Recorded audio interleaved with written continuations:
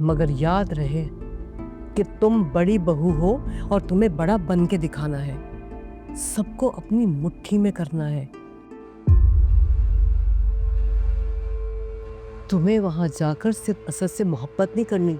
वो बहुत इमोशनल हो रहे थे। शादी के हंगामों में तुमसे बात करने का मौका ही नहीं मिला।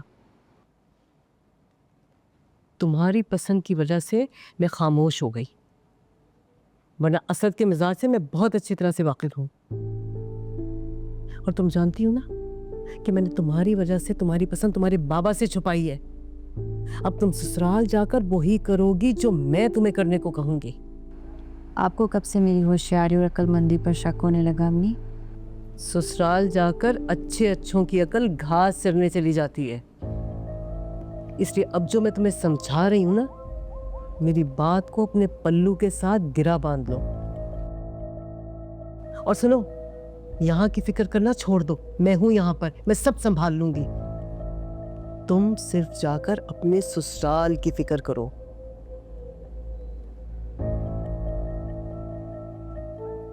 देखो, ये जो घर है ना, ये औरत से चलता है। और जहां तुम ब्याह कर जा रही हो ना, वहां पर औरत राज नहीं है, वहां पर मर्द का राज है। और तुम्हें जाकर वहां पर औरत राज कायम करना है और सबको अपनी मुट्ठी में करना है।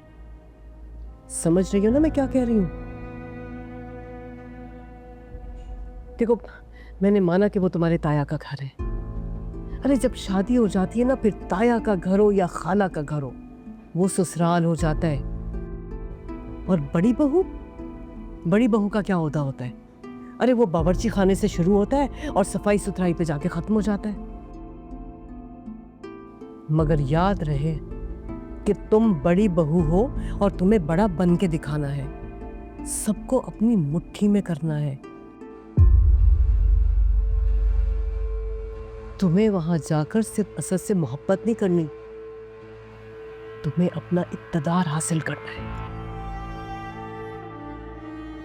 इतना हावी होना है उस घर में जाकर कि तुम्हारी मर्जी के बगैर उस घर में एक पत्ता तक ना हिल पाए। ऐसा ही होगा अम्मी। उस घर में मेरा मुकाम हर रिश्ते से बुलंद होगा। और सुनो, जिनकी आदत से इंसान वाकिफ हो ना, उन्हें मुट्ठी में करना बहुत आसान होता है। याद रखना मेरी बात।